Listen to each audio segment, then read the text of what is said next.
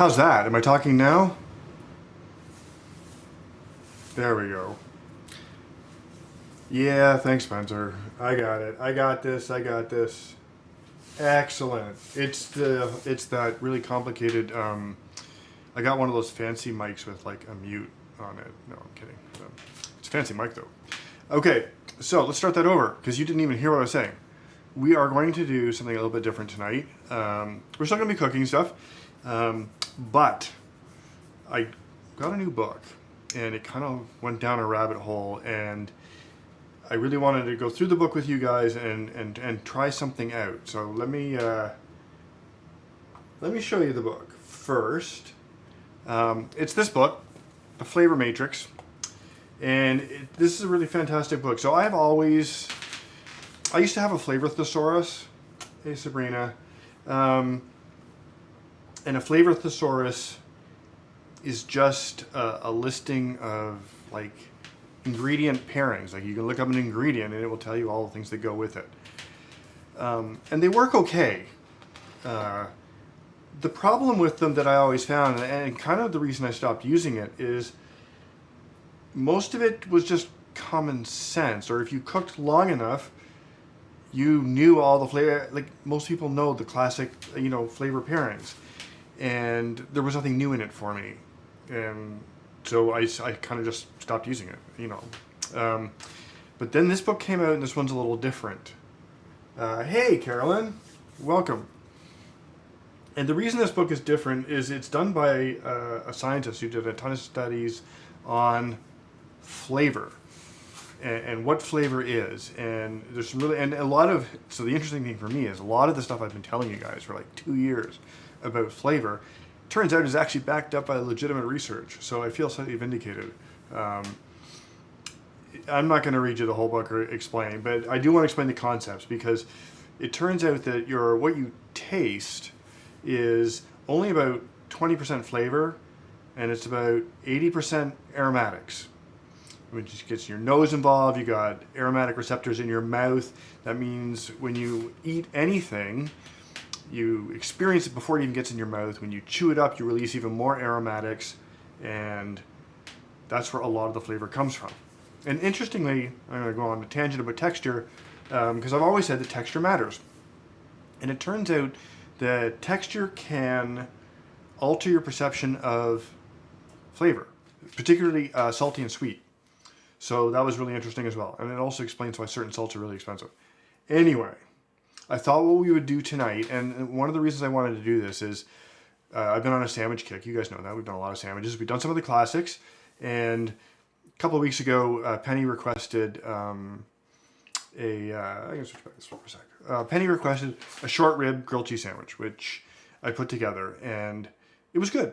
It was good, but I just drew on what I knew that would go well with short ribs. I think I prepared it with like pickled onions, some watercress, and a couple other things, and it was a really good sandwich. And the cheeses were good. I used Gouda cheese, which I think was the right choice. But those are all things that I knew would work together. So I kind of wanted to branch out, and this book, The Flavor Matrix, and I'm going to recommend you guys get this, but what it does is gives you, for many about 130 different you can't see, common ingredients. It gives you the main ingredient and then all of the things that pair with it. And it's mostly based on aromatics. For example, I'm going to put this away for a sec. So pizza, everybody likes pizza, right? It turns out that tomatoes, mozzarella, parm, and baked wheat share 100 common aromatics, which is why they taste amazing together. Oh, no, I'm talking about a book. Ginger and lemongrass share about 80% of their aromatics, which is why they complement each other so well, and also why you can kind of use them interchangeably. If you don't have ginger, you can use lemongrass, and it's going to taste great. The same flavor profile will be maintained. Things I didn't know, for example, caviar and white chocolate. Yeah, think about that for a second. This was one of the things they discovered early on in when they were researching the book. And that is not something I would think of pairing together or if it was put in front of me, I would be skeptical about eating it. And apparently it's amazing. I haven't tried it. Caviar is a little out of my reach right now, at least good stuff. So gonna leave that aside. So I took the book and I read it, and I decided I wanted to create my own sandwich. A completely original recipe, like the short rib sandwich I created, but let's face it, I borrowed heavily on other people's ideas and known techniques. So this one, I kind of went through the book and I used my preferences, I guess. I mean, it's my sandwich, so I picked things that I liked, and I'm going to go through my thought process for how I created this sandwich. But I did use the flavor matrices from the book and to pair it up. So let's go through the ingredients because that's the fun part. So first of all, actually, let's go to the technique part. All kinds of different sandwiches. So like, I don't know, just said caviar, fish eggs, Serena. I don't know. I can dig it up later, I'll tell you. So I had to decide on what kind of sandwich. First of all, a cold sandwich, hot sandwich, etc., etc., etc. And since I've been on a grilled cheese kick and I really like that, and I really like the sourdough bread, which I'm going to use tonight, I decided the overall format of this sandwich would be grilled cheese. So that's what we're going to do. So let's talk about what I'm putting in it. For the cheese, actually, let's talk about the main ingredient. I'm just going to go in order here. So I chose pork ribs as my protein base. I really like pork ribs. I wanted to have like a meat protein for this sandwich. I'd already done short ribs, and I've done a lot of other things, but I haven't done pork ribs. The short ribs are beef. So I made these earlier today, and we'll take them apart. And I really wanted these to be like, we'll see if I got there. I really want them to be fall off the bone tender. And they are there. So by the way, I kind of wanted to be able to slip the bone out and have like a whole rib thing, but that isn't going to happen. Delicious, by the way. So, by the way, if you're ever in a actual barbecue competition, don't do them fall off the bone. You'll lose points. There should be a little cling. If they fall off the bone, it just tells the judge that they're overcooked. But in this case, I wanted overcooked. I wanted that fall off the bone texture, especially for a sandwich, because I want it to be easy to eat. So I don't want like a ton of chew. Like if you're eating the sandwich, I don't want like pulling whole rib sections out. You should be able to bite it off. That's why I did that. Now, to prep these ribs, I did these, I just low and slow, right? This was 275 degrees, 3.5 hours. I only seasoned them with salt and pepper and some ancho powder. So it turns out one of the flavor pairings for pork is any kind of pepper. Capsicum. Did I say that right? Capsicum? Any kind of pepper will complement pork. I happen to have some ancho powder. I really like that flavor. I wanted to do a dry rub, but I didn't want to over season them. But I wanted them to have something. So that's what I did. So I'm going to put these aside for a sec. So that's our feature ingredient, I guess, or is the cheese the feature? I don't know. Yeah, I mean, I used to do it in a smoker too, but I don't have it anymore. I would have done it in a smoker, but quite frankly, oh, by the way, if you do them in the oven, you got to cover them tightly in foil. But they turned out great. So the next thing I was thinking is, I did want the ribs sauced, but I didn't want them. I didn't want them like in a full-on barbecue sauce because I'm going to add other flavors. You'll see other flavors I wanted to complement the pork directly, so I didn't want like a sticky, sweet, gross American-style sauce, but I did want something. I wanted some kind of sauce, and so I decided to go for a very minimalist sauce. Tomatoes, also a great pairing, and bourbon. So we're going to do like a quick tomato bourbon sauce. Just cook it down to the right consistency, and that's going to sauce our ribs. Now, turns out bourbon goes with a lot.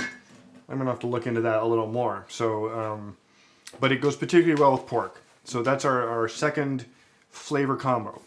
Okay, so and then we're going to do. Okay, so this is where I kind of like. So I like when I did penny sandwich. I used I think a cherry jam, a thin coating of cherry jam inside the sandwich. I like that sweet, that tart sweet flavor. That sweet complements the fat and the spicy flavors of the sandwich. So it's really important.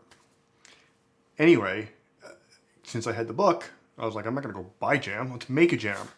But I wanted something spicy in the sandwich as well, aside from the peppers, because ancho peppers aren't spicy. I wanted a little bit of kick. So we're gonna do a horseradish blueberry jam. Okay, and I actually managed to find like a fresh horseradish root, which looks amazing. And we're gonna as soon as I finish introducing the ingredients, we're gonna get started on that jam right away. But that's gonna be my sweet and spicy.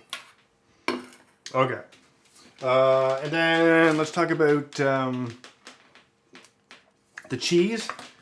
So pork, honestly, cheddar and jack are really solid complements to pork. Pork goes well with lots of different kinds of cheeses. Cheddar and jack are really good, not too fancy. I'm gonna throw in a little Comté. This is a French sheep's milk cheese. It's a little bit of a stronger cheese. I want a more pronounced cheese flavor, but I didn't want to use like a full-on blue cheese. Would have been really good too, but Serena doesn't really like it, and this sandwich is gonna be a tough sell already. So I think this is a really good choice for cheese. Meat, cheese, 2 sauces. Yes. We're not done yet. So I wanted some bitter. So bitter balances sweet, and I wanted that. So, and I like green. I like green stuff.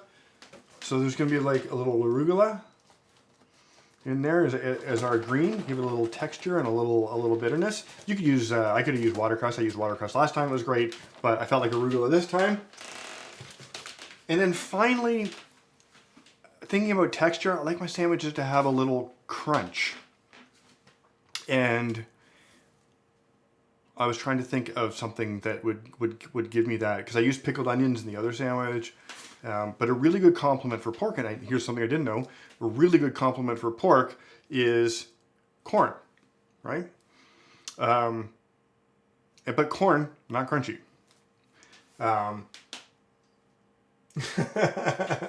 Okay, so but I wanted that crunchy texture, so I actually thought of something.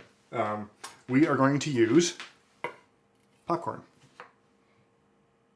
in our sandwich for texture and corn flavor. This is just straight up plain popcorn. There's nothing in it. It's not salty because I got all the flavors elsewhere. This is just here for the flavor of corn and the texture. So, yes, I know, but popcorn was way funnier.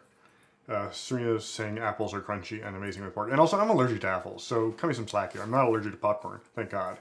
Okay, so any questions on our cast of characters here? Because I really got to get cranking on this jam or we're never going to get the sandwich done.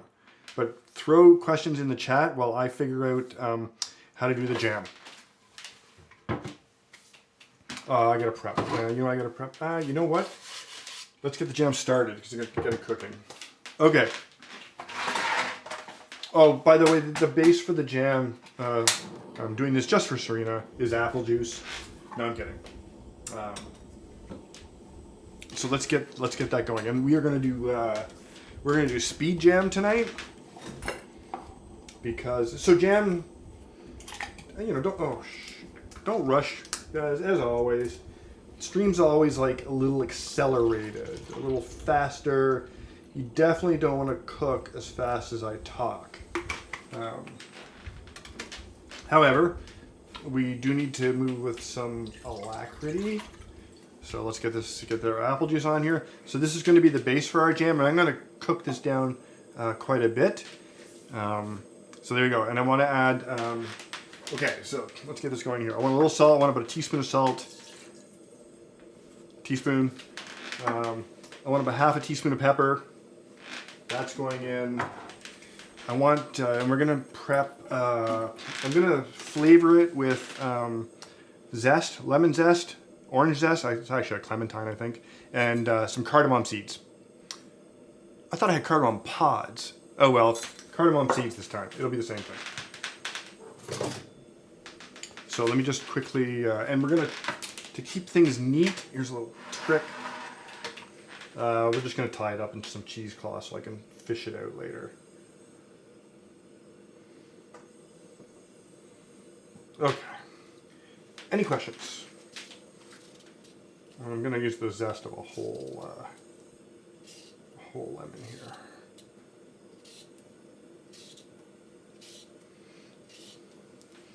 I was thinking since we were cooking with bourbon tonight, I would do a bourbon cocktail, but honestly, I think we've done them all, so we're just going to go with this.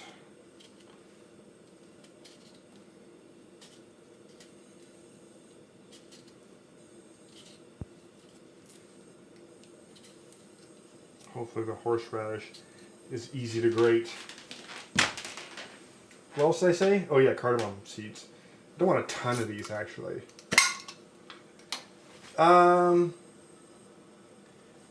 Whiskey pods? What are whiskey pods? Cardamom pods, not whiskey pods. No, Serena, I'll just chuck some of the seeds in. It'll be fine. Thanks for the offer though. I'll use a few more seeds than pods. Try this. What is a whiskey pod? Oh, cardamom. No. Let's see if I can actually tie this off elegantly. Normally, I am better with knots than this. Okay. This just makes it, this is a good little trick. Oh, right. I remember those, Nick. Yeah, no, this definitely isn't that. Okay, so I'm going to stir that in there. Get that going. And we want to simmer this down. I want to simmer this down to like half a cup, maybe even less. I mean, I'll just take my whiskey in a glass. I don't... Did they ever take off, Nick? Hey, Ellie. Okay. The other thing we can do... Oh, we can start the tomato sauce for the other thing. Hang on. So while that's reducing, and also, okay, I don't need to reduce it that fast. Let's slow down a little here. Let's get our tomato sauce going, and I only need a tiny little bit of this. So, I mean, I like whiskey straight, but I don't know about that. I mean, for me, like, isn't half the point I'm getting tomato sauce everywhere? Isn't half the point, like, sipping it? I think that's enough. I think I might actually want a bit more. A little bit here. There we go.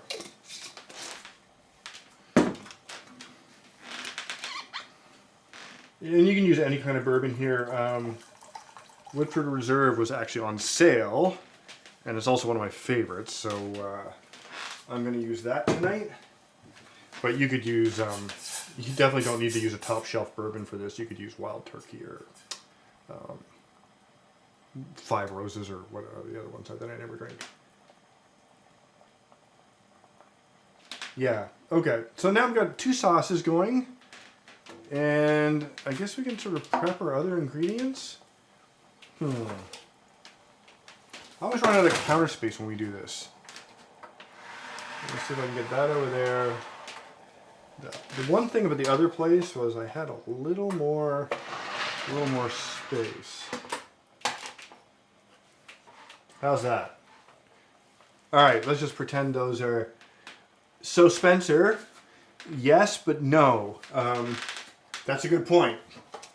So this is, it's not really store-bought. This is made by the little Italian grocer that's at the end of our street, well, on Queen Street, called Casamia, and they are lovely people. And she makes all of this stuff.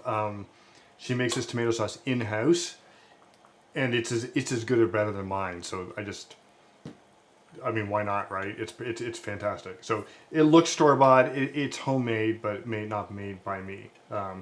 Yeah, she's a fantastic cook in her own right, and a lovely person, and she makes it probably better than I do. So I'm not gonna fight it. Yeah, I wouldn't do that to you guys. I wouldn't do that to you guys.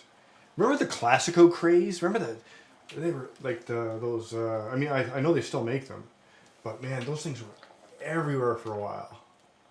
They were like the sun-dried tomatoes of tomato sauces. Okay, we gotta get the horseradish going. Let's figure that out. I'm just going to take the end off.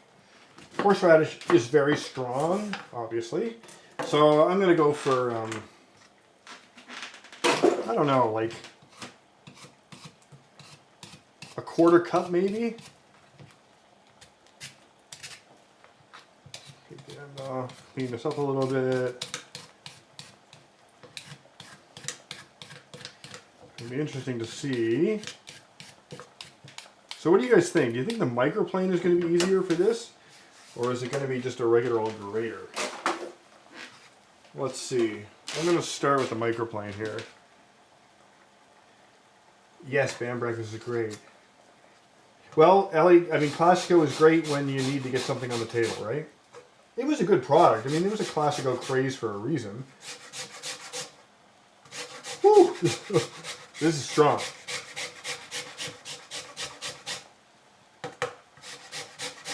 And I like it strong, so I'm going to just... I don't think that's a 1/4 cup yet. Whew! It's going to be spicy.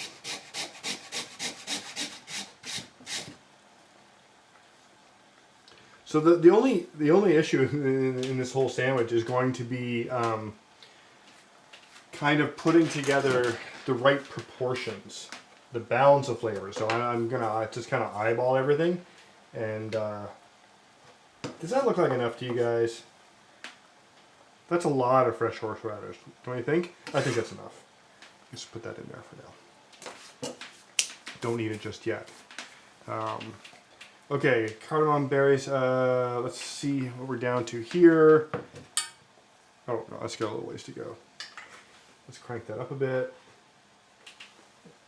Do a little speed reduction. Tomato sauce. Wow. Okay, so I had the tomato sauce high for a reason. I want to cook off most of the alcohol for the bourbon. Just because otherwise it's an extreme. Like, I want the smokiness from the bourbon. I don't want a really forward alcohol smell. And actually, I think I can just leave this off because this tomato sauce is already cooked and ready to go. Oh, it smells amazing. Okay, I don't know where I'm going to put it. I'll put it here, I guess. And I guess while this is going, we'll start in on the cheese.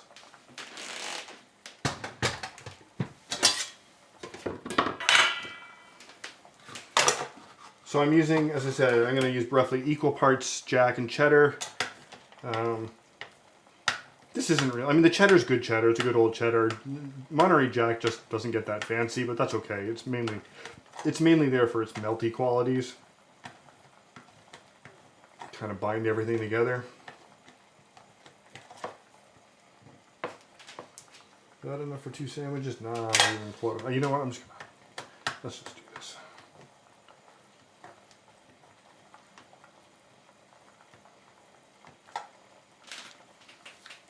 What else am I going to talk about? No, I think we're good. I think we're doing great. We are going to have time to discuss next week and beyond because the jam's going to take another 15 minutes at least. I was planning on prepping cheese while we were doing that. Let's have a look here.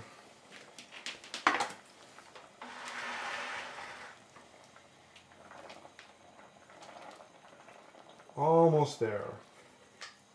Yeah, we're not almost there. Come on, reduce. So does anybody have any questions so far on kind of where we're headed with this?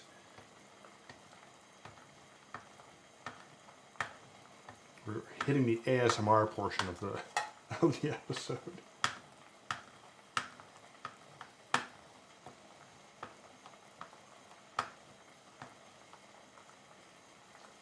Okay. This is our 2 cheese blend, which needs to be a 3 cheese blend. Just give me a sec.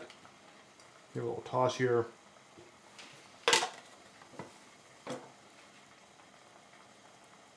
Yeah. Well, and obviously, like, Nick, you can make this sandwich, you know. This is kind of like, you're right, it is kind of like being along for the ride because you would have to, like, if you wanted to make one of these yourself, I'm not going to try that. You would have to sort of do the research and decide how you wanted your sandwich to be, what flavor pairings you like. Like, I'm starting with some of my favorite things. Oh, Serena, we'll go over the bread in just a sec. I didn't. I mentioned it, but I did not show you. We're going to grill it like a grilled cheese. Definitely going to do that. I definitely wanted a hot sandwich for my sandwich. I find cold sandwiches, I just, I don't like them. I mean, they're okay, but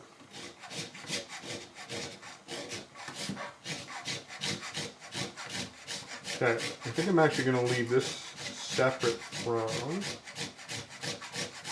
By the way, you can make great cacio e pepe with this.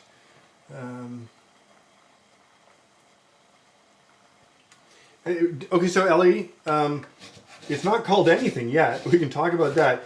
The reason we're doing this is my own.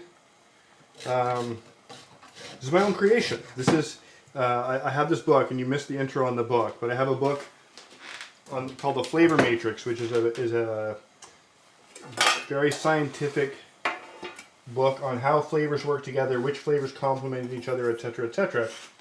And so I just went through and picked my favorite things and made them into a sandwich that I thought would be really good. Whoa, talking too much.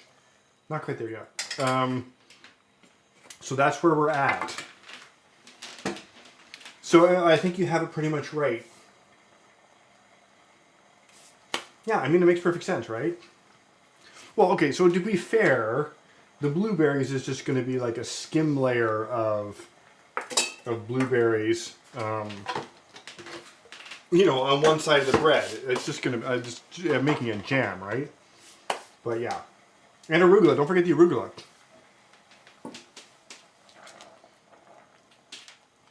Okay, so let's see here, I'll show you guys. I'm almost down to where I want. This will be ready in like, I can actually get rid of this. I think this is almost ready. Yeah, it's ready. So, yes, reduce. It should do what I say, but it doesn't always work that way. I'm going to add the berries now.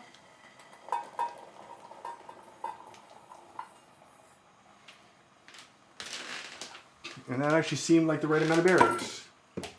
There's a spatula. So I'm going to take the heat back up a bit because it's not listening to me. I'm going to have to actually do something, interact with it. We're going to let these cook and stew and see what happens. So it is 7:28, so we want 15 minutes on that one. Yes. Hermione would be proud of all of us. You know, if anybody ever watches this without the chat, they are going to wonder what the hell we're talking about. Oh, okay, Ellie, let me explain what we're doing, because we got 15 minutes, right? Why not? We're making a blueberry horseradish jam to just skim. I like something sweet on my sandwiches, and I really find that sweet flavor it complements fat, it complements spicy, it complements salty, it balances sour, which we don't have, but it does balance bitter, which we do have. It's just a great all-around ingredient. And the last time I did a sandwich, I used yes, that would be weird. That would be too much sweet. I didn't know. You know what, Nick? I don't. Oh no, I've done that. Yeah, no, I know you can do that. That's crazy. I've watched my own stream. Oh no, I don't enable the chat replay when I rewatch. So anyway, we got our tomato sauce. I kind of think like we're doing okay. So yeah, Ellie, we're making a jam. And I threw the spicy, the kick into the jam with the horseradish.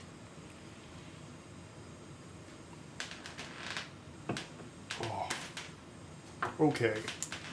Do a cleanup. This looks great. I'm hoping these berries kind of reduce and mash quickly and have nothing to mash.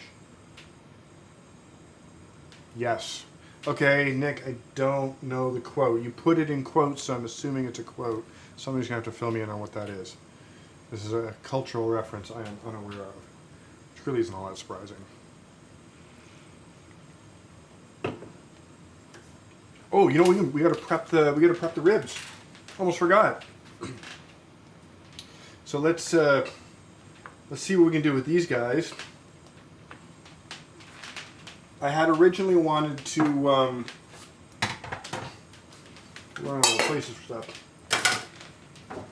I was hoping that I would get them so tender that I could just slip the ribs out and do it like McRib style, but I can't. So we're gonna have to like get in there with a knife and cut little riblets.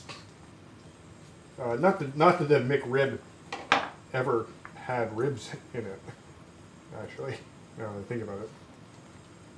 But let's get some of the meat off the sandwich. And this is okay. I actually don't. I don't mind having these sort of come apart because you know it's going to get tossed into a sandwich anyway. So.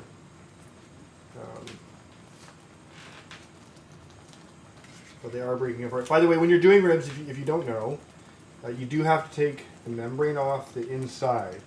Okay, hang on. When I said speed reduce, I wasn't sure I meant that. That's going crazy. Let's just cut that down a bit.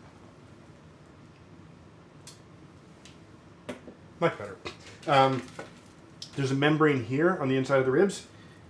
Unless you get them from a really, really good butcher, that membrane will still be there, and it needs to come off. Especially for a sandwich like this. Some people will actually leave it on if they want like a chewier rib. I don't like it. It's not really edible. You know, nobody ever takes the membranes off the back of their ribs and then makes it into another dish. It's just a waste product. So I think the people who like chewy ribs with the membrane are just lazy. Or unaware. Which is also a thing, right? But yeah, I'm just taking this off with my fingers, and that's totally fine. I actually want this consistency. It's almost like pulled pork. It smells amazing.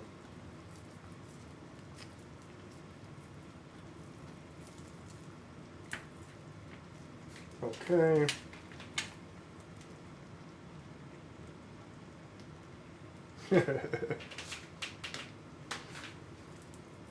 Okay. There's a nice big chunk there. And I'm actually going to break them up to sort of a uniform size here. One thing you don't want your sandwiches to like when you're eating is to pull a huge piece out of the sandwich. Just not a nice eating experience.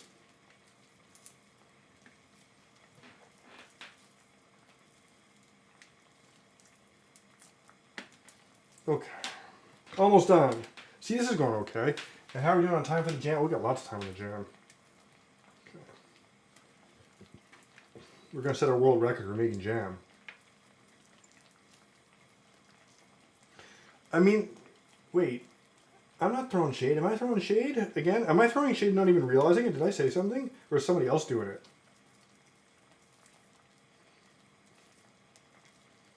Or is it a different kind of shady content? I don't know. Okay. Okay, I'm gonna cheat. That was so good. Oh wow. That was so good. Okay, this was a win. Now I want ribs. You got easily enough for 2 sandwiches here. So that's great. These can go like that. And just give me a sec to wash my hands, guys.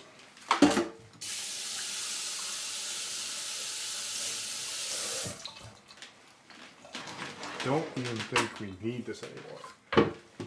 Oh, you know what I forgot? Serena, I forgot plates. At some point tonight, can you bring me down to a couple of dinner plates? Okay, let's do a jam check-in here. Pull it over so you guys can see. And we've got like a wonderful, well, jammy consistency. We're gonna actually add pectin to this, so sometimes I'll just like, if I'm in a hurry, I'll just make a spread, but I figured I'd give you guys the full jam experience. Now, with pectin, You can get 2 different kinds at the supermarket. Yeah, if you're lucky, you can get 2 different kinds. Especially if you go to Loblaws, which only has one of everything. And yeah, I went to Loblaws, but I had to go to Loblaws to get the bread. Oh, let's finish Pectin, we'll talk about the bread. I want the bread knife, the serrated bread knife for cutting the sandwiches in half, please, and thank you. I'm going to turn this up just a little bit. Speed jam. Pectin. Don't get pectin with sugar in it. So either get very, very low sugar pectin or no sugar. You need to control, there's better ways to add sweetness to your jam or your food in general. Don't let somebody else do it for you. So there you go. Rebecca, if I knew what the proper temperature for jam was, I would do that. But I don't. Well, I mean, I know it's about 212 degrees because what's the boiling point of jam? Maybe, Serena, if you're coming down, bring the thermometer too. I really do try and get everything down here. It's a little different here versus the old place where I could just turn around and grab stuff. And I'm going to wait to talk about the bread because 220. Okay, well, we'll see if we get there. I'm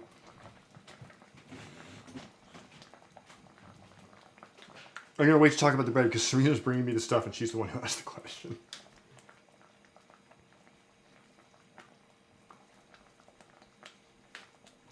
I haven't made jam in, wow, a very long time. But I'm happy with the way the blueberries have kind of disintegrated here.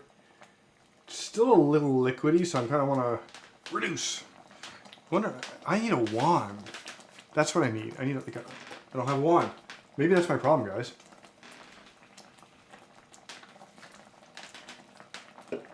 Cooking would be so much easier with magic. Although cooking's kind of magic if you think about it. Cooking doesn't need magic, actually, now that I think about it. Cooking's already magic. Where else can you, like, you know, recipes are like spells. You know, a list of ingredients and a process you have to go through that's sometimes arcane, especially if you're Thomas Keller. You know, it's a thing.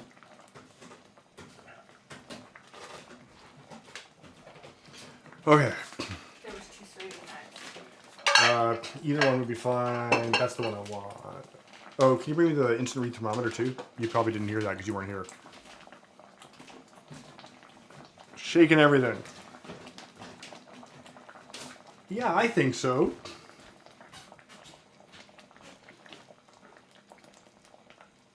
Okay, and somebody do a time check. I forget what time we started all of this. Like, how long is 15 minutes? It seems like this is a very long 15 minutes. You know, when I'm on stream and I have a lot to do, 15 minutes goes like that. Now that we're sitting around talking, and I like talking to you guys for sure, time is fleeting. No, is that it? Wow, did I forget the words to Time Warp? I am getting old. Okay, so for those who are tracking the temperature in the jam,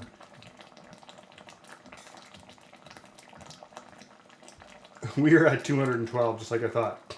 So what that's telling me is that there's still a substantial amount of juice that hasn't cooked out of the jam yet, because we're basically at the boiling point of water. Well, wait, we are exactly the boiling point of water, and that's why we're not getting higher. So as the liquid cooks out and it becomes, okay, 7:43, I love this plan. It's only 4 minutes. We may not get to the magic 220. We just may not get there. Okay, and we were talking about pectin, so I'm going to use liquid pectin.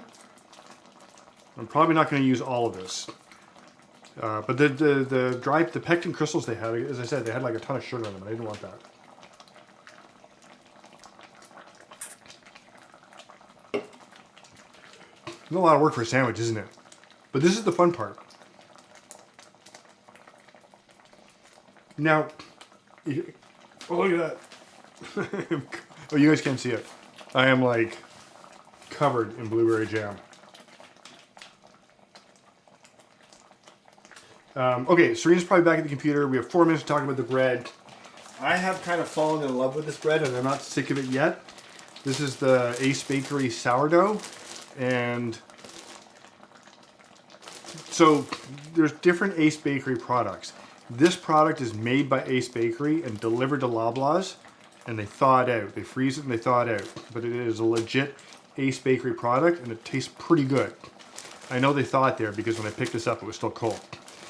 They also Ace Bakery will license or allow the stores to bake their own baguettes in store. And I don't know if they ship them like par cooked and the store finishes them off, or they just do it from scratch in the store. I have no idea. But whatever they do, they don't do it right, and it's not very good. Okay. Turning this down so I'm wearing less of it, or trying to wear less of it. Okay, 3 minutes on the jam.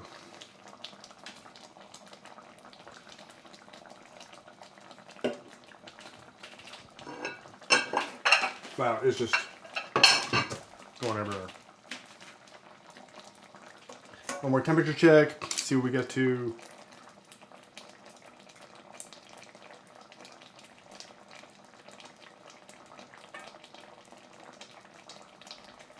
Oh, it's really hot.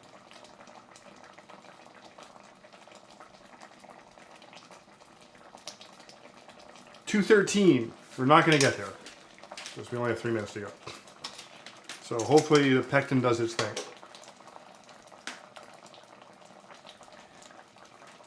Ellie, I don't know. Rebecca knows, I'm sure, or somebody can look it up. It is probably some kind of thickener, I'm guessing. Allows it to gel or set. As I said, it's been a long time since, yeah, this just smells like sweet syrup. That definitely doesn't smell like, doesn't smell like jam yet, so we'll see how it tastes. Makes it easier to set. Thank you, Rebecca. I mean, we're gonna let this set for 5 minutes or something. Okay, 2 minutes. 2 minutes on the jam. Or is it 1 minute on the jam? It's just 1 minute. I like the consistency. I think we're doing okay on consistency here. And as I said, I'm not gonna be too picky about this. I'm gonna clean up though. Wow, spread. I don't know if you guys can see. It is just bubbling like a cauldron. See, we got our magic theme going here.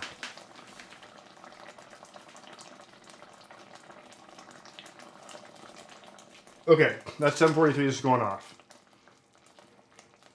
Good timing. So liquid pectin is a new one on me. No idea how it works, other than you have to open it probably. Yeah, don't do this at home. I'm just gonna eyeball this. I don't think I want the whole package, although it doesn't seem like it was as much as I thought. Let's just see what happens with that much. Okay, I stir this. I think it only takes about a minute to set, and then we're going to add the horseradish, and that'll be our jam. I have high hopes for this. By the way, guys, don't use a knife to open jam or packages like that. Use scissors.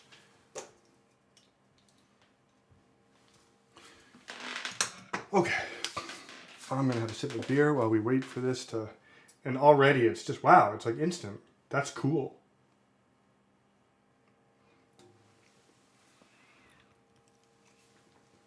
I think it's definitely going to be a runny jam.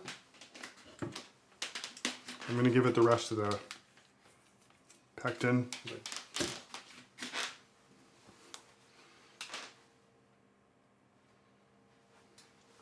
Okay, I can do that. Set some aside. Okay, I can set that aside right here.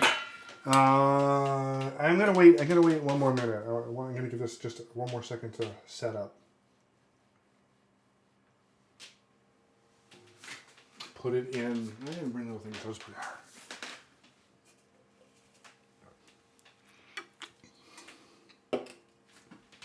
You guys can't see it. I got a new light. I'm pretty excited about it to make things a little brighter here. Yeah, I think you're right, Serena.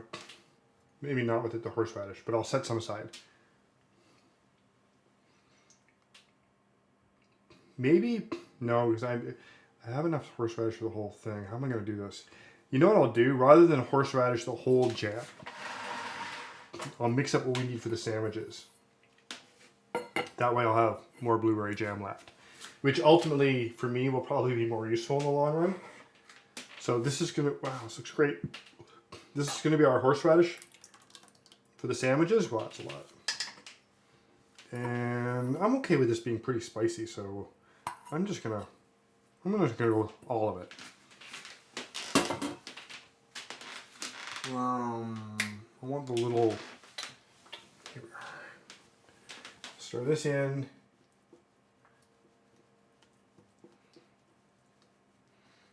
Woo! That smells amazing. It's already thickening up. Okay.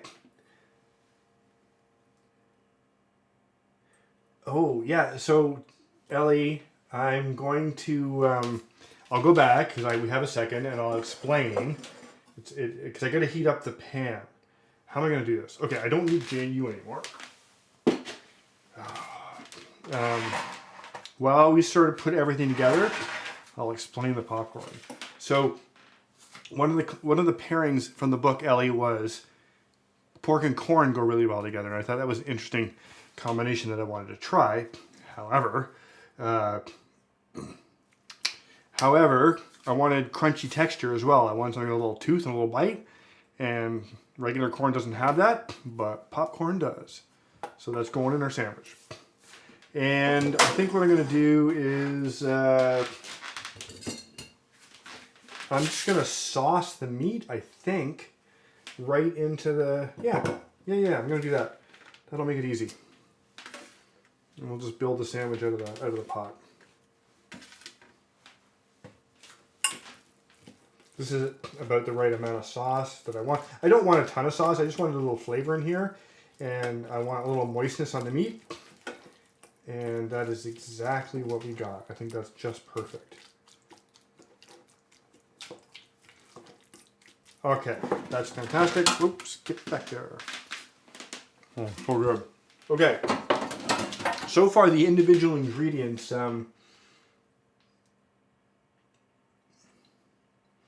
Oh, yeah, I remember that. Not only did I mace myself, I tried to taste it afterwards. That was fun. I don't remember what stream that was. I think that might have been way back in the Twitch days. I don't even know that that one's around anymore. Hopefully not.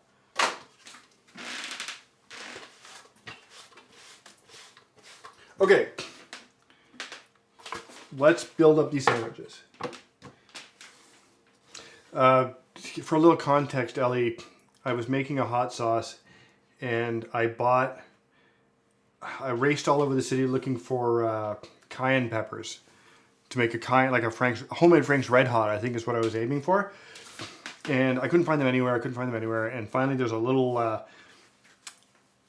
Caribbean deli or market at near Danforth and Woodbine. I went in there. They didn't have anything. In the freezer section, though, they had frozen cayenne peppers. And I was like, great. I don't mind if they're frozen. I'll take them. And we made the Red Hot. But it turns out that they weren't cayenne peppers. They were Jamaican 7-pot peppers, which are way higher on the Scoville scale, like ghost pepper level. And I made extremely, I think I was making wings, and I made the wings, and I always try and hold off the taste test till the end. Even normally when I'm cooking, I taste as I go, but when I do it on stream, I kind of like to wait till the end, like I'm doing here. Like, okay, so I snuck a piece of pork, but in general, I kind of will put everything together, and then we'll taste it, and we'll see, and then we'll fix it if it needs to be fixed. But the first bite into that wing was something else. Okay, Let's do the bread, and let's get these. Oh, that's gotta get the. Let's get the cast iron pan going. So again, I'm just gonna grill these in a cast iron pan, which you guys can see right over here. And I'm gonna go in for the good slices, which are the next 4.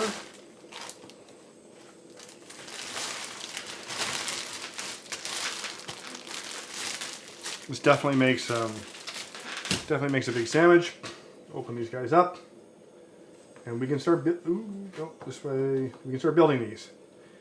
Okay, so this is the horseradish jam. It smells so good, and look at how the jam is just thickening up like perfectly right away. So I think I'm gonna go. Obviously, I'm gonna go jam on just one side. And I'm not going to use a ton here, especially considering the amount of horseradish I put in here. It's just like a skim coat, and then I'll lay the cheese over that side. And then this one here, I'm going to do the same thing.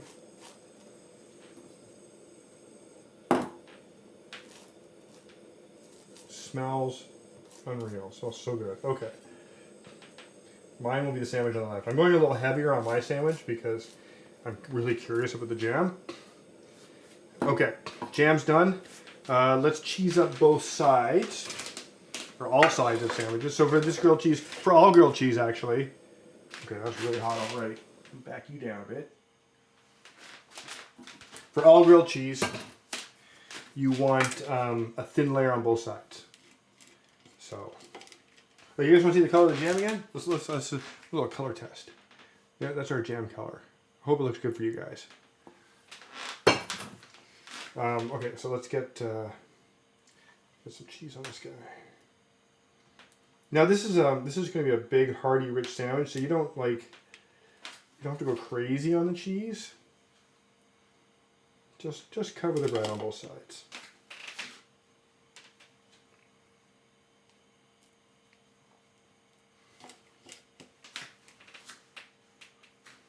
Okay. I think we've got good coverage here. It's okay. By the way, it's also okay if it falls out the sides when you're cooking it. That's okay. It'll just get like caramelized or burnt, I guess, to the outside of the sandwich, and that makes it really tasty as well. Okay, I'm not saving that much cheese. Let's just get some here. Who needs some more? You need some more. You get some cheese. Everybody get some cheese. Okay. And then our Comté, which is going to go on one side, I guess.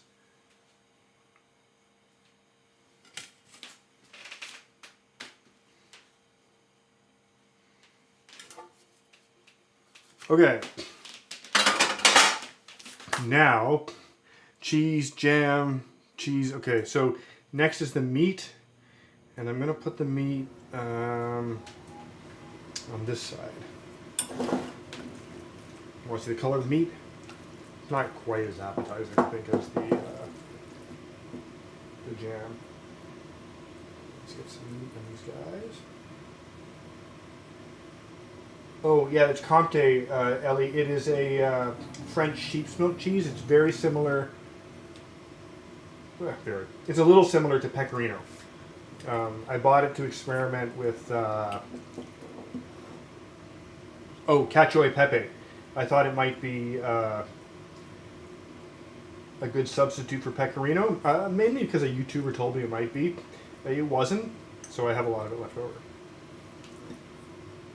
Cacio e pepe should be done with Pecorino.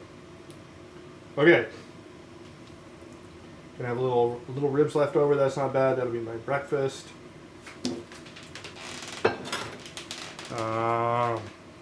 And then finally, the feature ingredients. Oh, the arugula,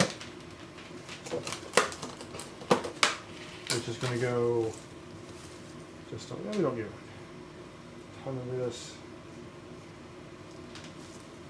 This is going to give us our bitter on both sides. Wow, these sandwiches are going to be enormous. Okay, I think that's good for arugula. And then Ellie, the moment everybody's all been waiting for, the popcorn. for our corn crunch.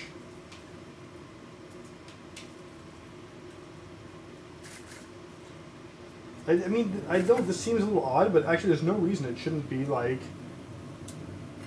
really fun and good, right? Yeah, this is it. I mean, this is going to give us texture. It's going to give us, and this is, by the way, I didn't pop this myself because I haven't figured out how to pop it as good as it comes in the bag, which is annoying.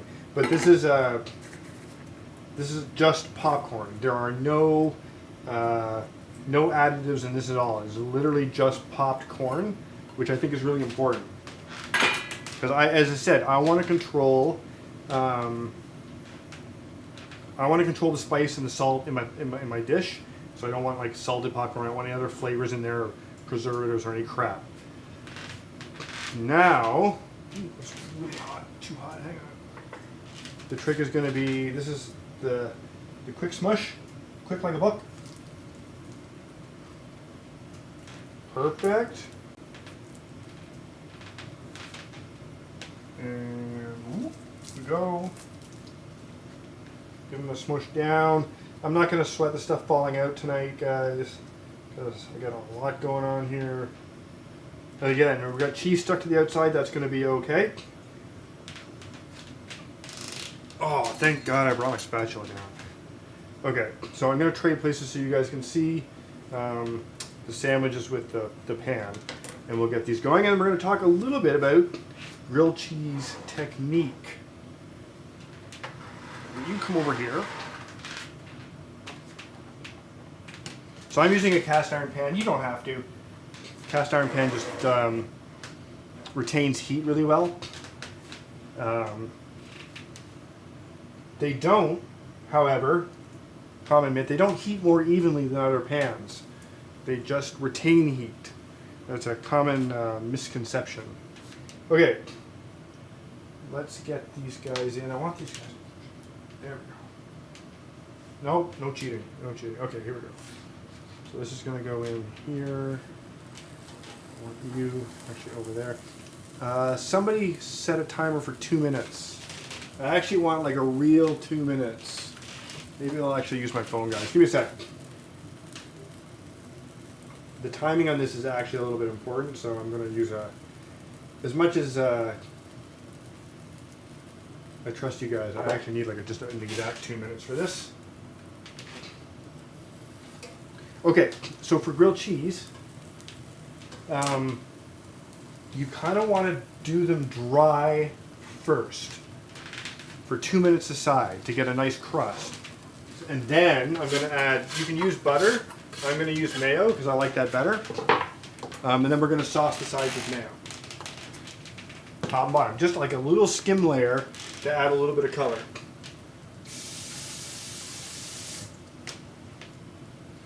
These sandwiches are going to be big. Flipping them is going to be fun. I have no idea how I'm going to do that. But I got the right sizzle. I don't know if you guys can see, but one of the ways I judge how the pan's hot enough is I got my cheese down there sizzling just the right amount.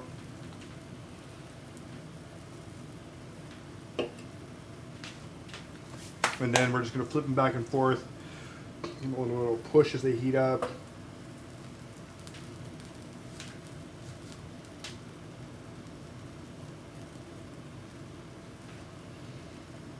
Okay. Any questions while we watch the timer countdown?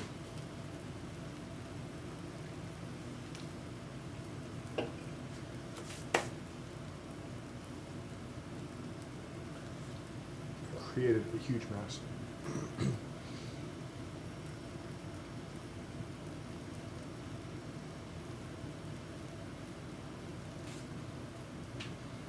Okay.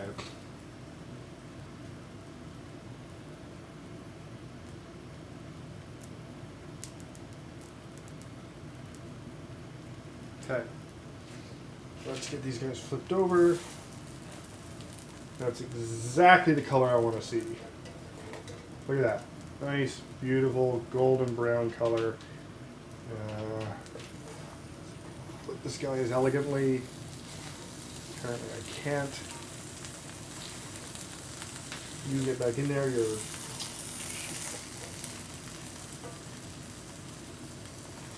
Okay, start the timer again. Really, really happy with the color there. And you can see the cheese, as I said, any cheese that gets underneath is just going to get nice and browned up and be extra flavor.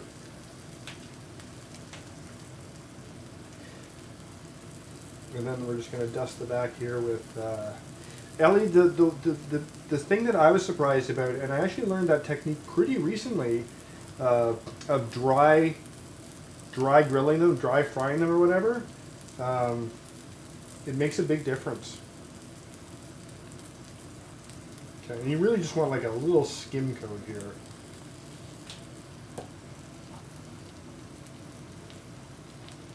So once this is done, then we're just going to flip them back and forth until they're cooked up.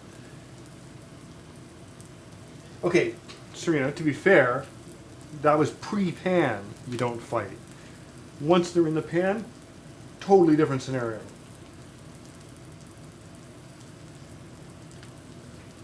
Okay, some stuff there that fell out is going to stay out. Just one of those things. Give these guys a little press too. And I'm pressing them partly to help the cheese melt, but also to make them easier to flip. And I think these are going to take a few more minutes because you really want the insides of these sandwiches to be hot.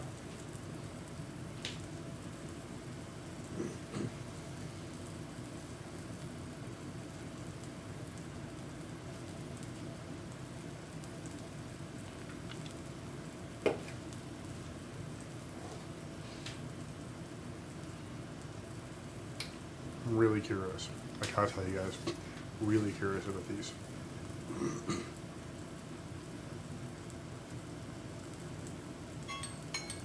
Okay. Let's get these guys flipped back. Again, that's our dry color there. I'm really happy with that.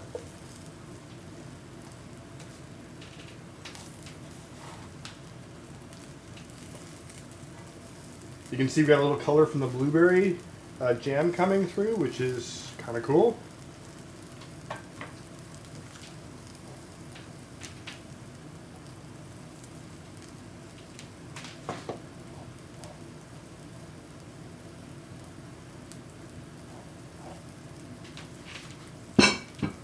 Stuck on that.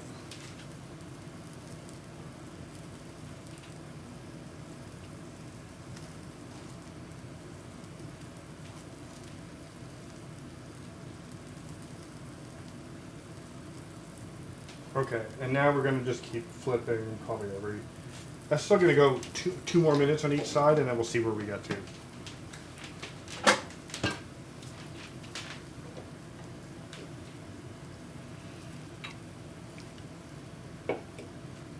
And we'll push. I like the way they're compressing, our ingredients all coming together.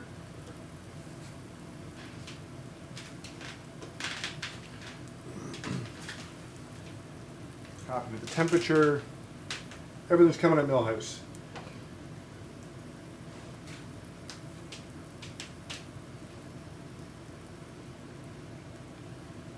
Now we have to wait. I know you guys aren't as excited as me because you don't get to taste it, but I'm pretty excited.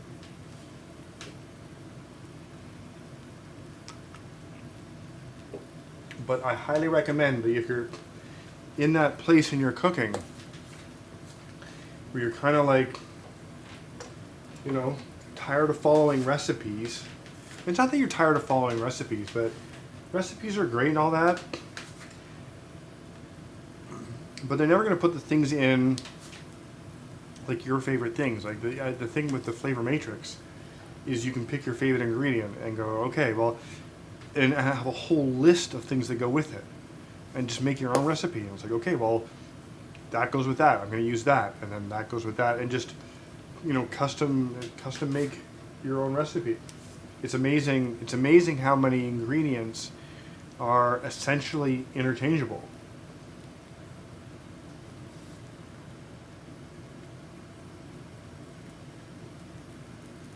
Okay, so we're gonna flip these guys back. Ooh, it's hot. Pour out. Oh, beautiful. Look at the color. One of these guys is definitely shaping out. I'm like playing with this guy over there. And again, we're going to go 2 minutes, and then we're just going to see if they're ready. But I suspect they aren't quite ready yet. We have a little bit of time to talk about next week. You guys want to talk about next week? I'm taking requests. I did something for myself here tonight. I hope you guys enjoy it. But this is for me. So I'm prepared to like take a request. Ellie has never requested anything, having only been to 2. So if you want something curious about how to make it, your favorite dish, a technique, throw it out there. Happy to do that for you.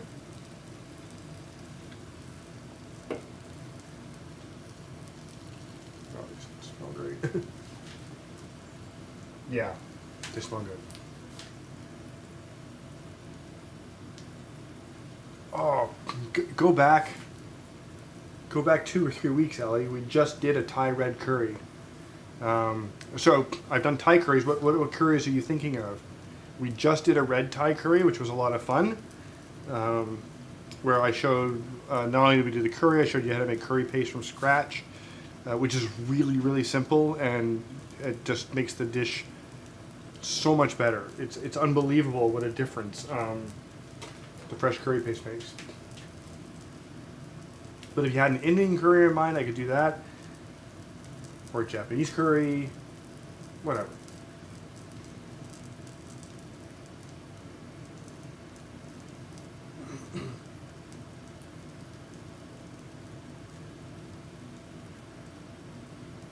Okay, so we're done with the phone timing. Now we're just going to kind of go back and forth and just check the temperature of the sandwich. In the middle. I could even cheat, actually. Let's do that. Where'd my thing go?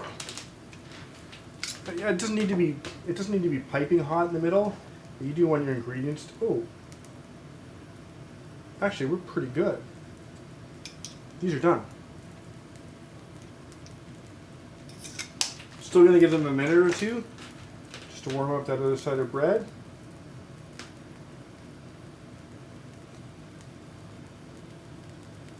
I think we're good to go. Okay, this can go off. Serena, you can make your way down for yours. I'll get that on a plate for Serena, and then we will do the taste. We'll do a little cleanup here, it's kind of messy. Give me a sec.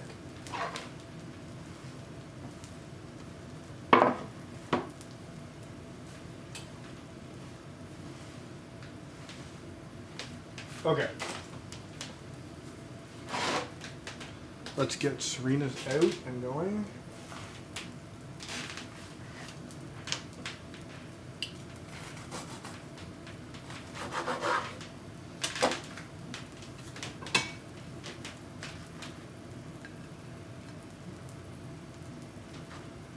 Show you guys the inside in a second. We cut up the other one.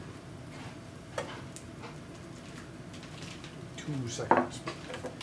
Oh, there we go.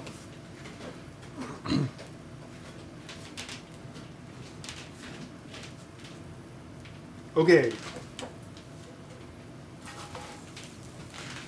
The moment we have all been waiting for, or at least I've been waiting for it.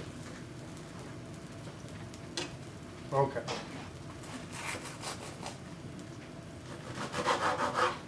And I don't need a plate. I'm just gonna eat off the thing here. So here we go. Look at the center.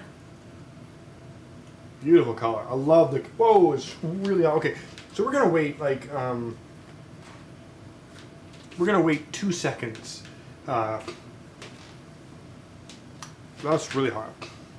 We're gonna wait 2 seconds before we bite into this.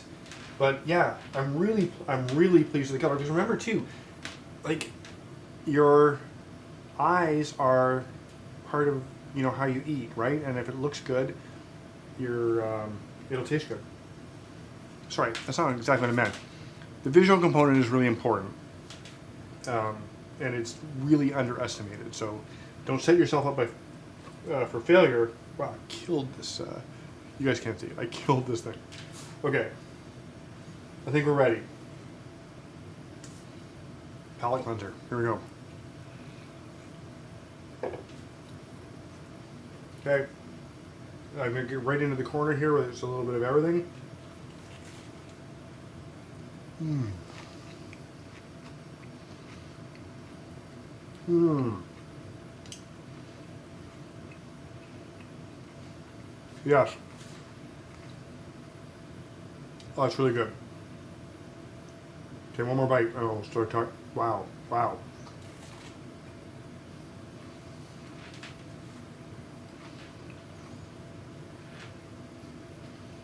There's a lot going on in this sandwich, guys.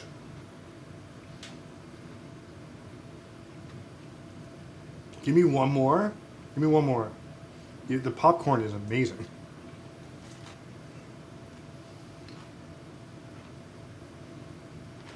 Mmm.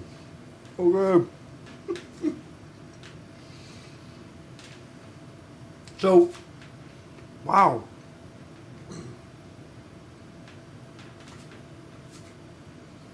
The ribs are amazing and very, very flavorful. The cheese is great. You got Jack and cheddar. The Comté, I'm not tasting the Comté.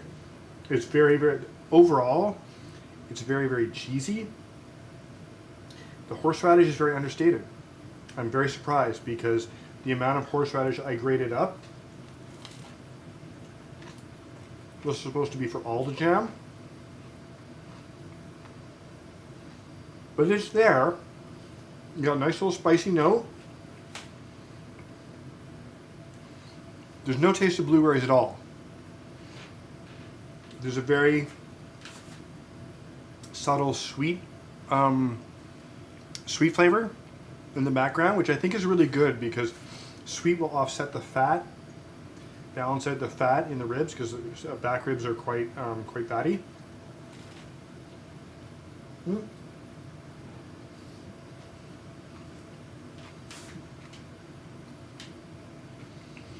The arugula basically wilted, which isn't bad, but there's no crunch. There's no crunch from the arugula, and the popcorn, of course, has tooth, but it's not crunchy either because it's been like steaming in the sandwich for 8 minutes.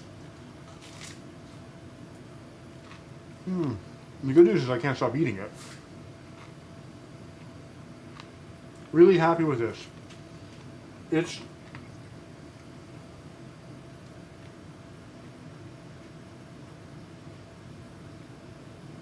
so the tomato sauce, Serena, we tossed the meat in the tomato sauce, so it should be very, very subtle.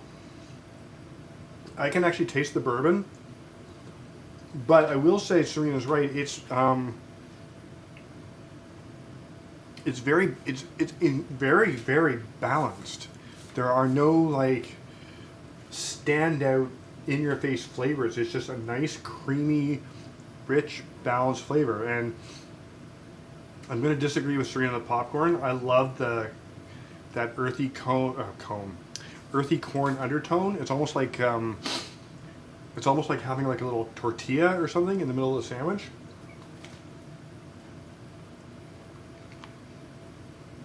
I'm really happy with this.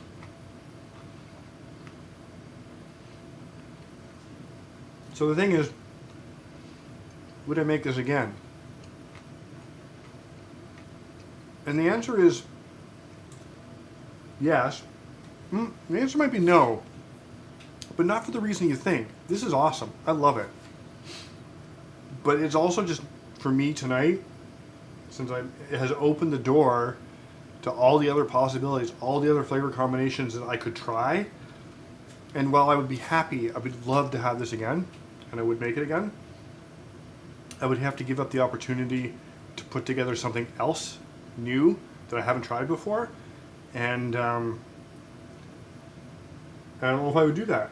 So here's the thing, and this is kind of an interesting, I don't know if it's a philosophical question, but you could make new recipes, new ingredients. You can make new sandwiches, a new and different sandwich every day for the rest of your life. And the interesting thing about the book is, if you know the flavors you like and you know how to pair them, you'll like them all. You don't have to worry about trying something new. You don't have to, it's not that it's not going to be new. You're not going to try something that's you're not going to like, because if you do the flavor pairings right, you already know you like those things. I don't, this is an odd sensation. Eating something that's so good and thinking, wow, I would just rather make something else just as good but different.